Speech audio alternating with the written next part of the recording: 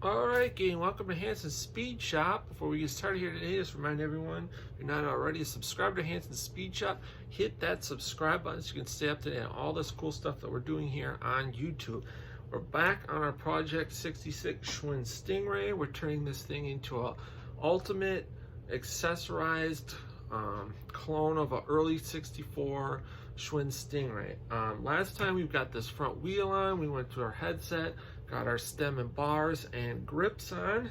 Today we're going to be tackling our bottom bracket and making sure everything's adjusted correctly and greased properly. So we're kind of going through this bike one little step at a time. I basically bought a complete bike off eBay a while back. It was missing a few parts. It was a complete bike, but it's missing a few parts as far as for what I wanted to turn it into. But anytime I get one of these old bikes, I still go through the whole thing and just make sure everything's perfect. So we're gonna start digging into that bottom bracket.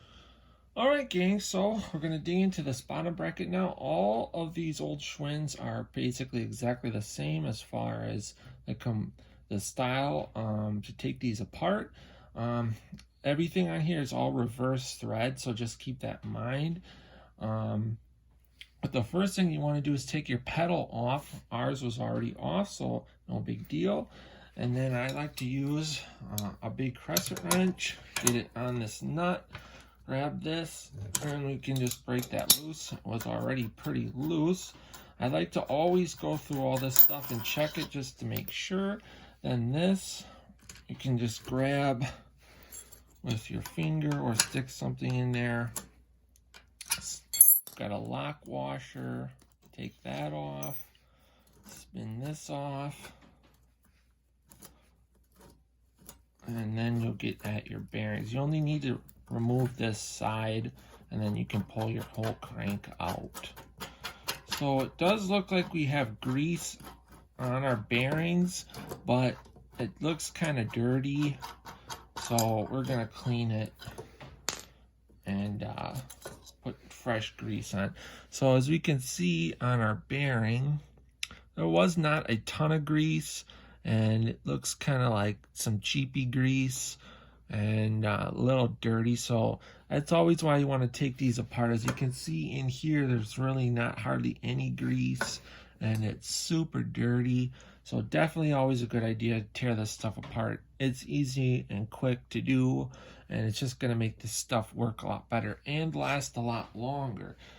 So we'll get this cleaned up. I usually, if these are like really dirty, I'll go over them with some like carb cleaner or brake cleaner, and then I usually just wipe all the old dirty grease out, and then I'll go and do the bearing races with some 00 steel wool, and then re-grease everything. I use Finish Line.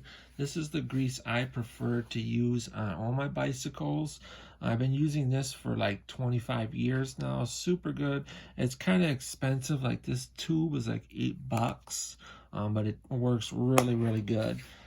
So that's what we're gonna do. We'll get the bearings cleaned up. Now once you get to this step, essentially you can get our chain off of here. You can twist this crank around. Sometimes you got to get your bearing on this side out because it gets in the way and this binds up, and then you can pull your whole crank out. Easy peasy, and we'll get this cleaned up, greased up, and put back together. Another cool thing that I just wanted to talk about is like everything that Schwinn made is stamped. So even on the bearings, on the back of the bearings, it's stamped Schwinn. So that's just one way to verify that everything on your vintage Schwinn is actually real deal, or if it's reproduction aftermarket. I like to try to put these bikes back as original as possible and use as much actual Schwinn stuff as I can. And I think these old bearings, basically the new reproduction bearings are exactly the same design. They don't really function any better, but these are actually made of better quality material. So if you can clean these old bearings up and just reuse them, it's the way to go, especially if you already got them. New ones aren't really that expensive. Like 2 of these is maybe like $2 or whatever, so it's not like super expensive. But I always just try to kind of like to use as much of the original Schwinn stuff as possible. So this part right here that we're screwing on right now is basically your bearing adjuster. So right now, as you can see, we have a ton of side-to-side play and some up and down play. This still turns, but I mean, this is way too loose. Now, you don't want to over-tighten this either, because you'll do 2 things. Number one, this won't turn at all, and you'll crush and possibly ruin your bearing. So you basically want to get this to where you have the least amount of play and still have this be able to spin freely. So you just got to kind of play with this. And then once you get it where you want it, then you put your lock nut on. So right now we don't have any side-to-side play. This is spinning really nice. If we go any more, it's probably going to be a little too tight. This went a little bit. That's pretty good right there. So then we get it where we want it. Put our little lock washer back on. There's a groove cut in the crank right here. So this only goes on one way. And then we can put our lock nut back on.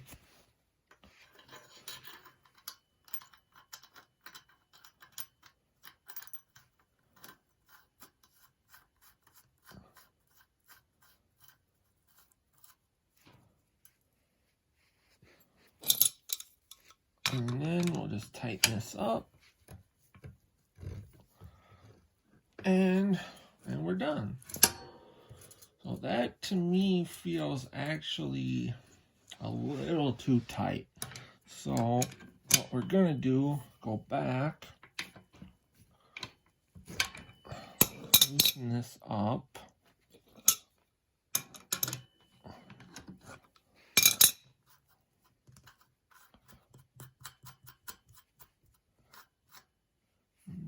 Move this back just a hair. There. You tighten this.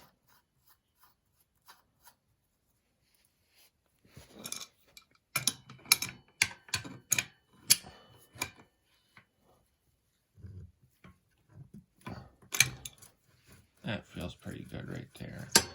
All right, so we'll get our pedals on. These are the ones that came with this bike when I bought it, and luckily they are the correct waffle style with the kind of wingtip ends on them. These would be correct for all the early Schwinn Stingrays, and these pedals are specific to each side. As you can see, this one has an R on it, so that would be for the right side. And then there's the other one, should have an L stamped on it. And these are also reverse thread when you put them on. All right, gang, so that's going to do it for this one. We got our pedals on. They look really good. Our crank's all in, greased, and really nice and smooth. This thing's going to pedal great. So next time, I think we're going to swap out our seat clamp. This is the correct style seat clamp. The bolt is not the correct style bolt, but this is the correct long style seat clamp for an early Schwinn, but we're going to put a chrome one on. We'll get our seat post on, our seat, and then our sissy bar, and that's what we're going to tackle next time. So otherwise, guys, until next time, get out working on your own projects, get those hands dirty and greasy, stay cool, and we'll catch you cats on the next one. Thanks for watching.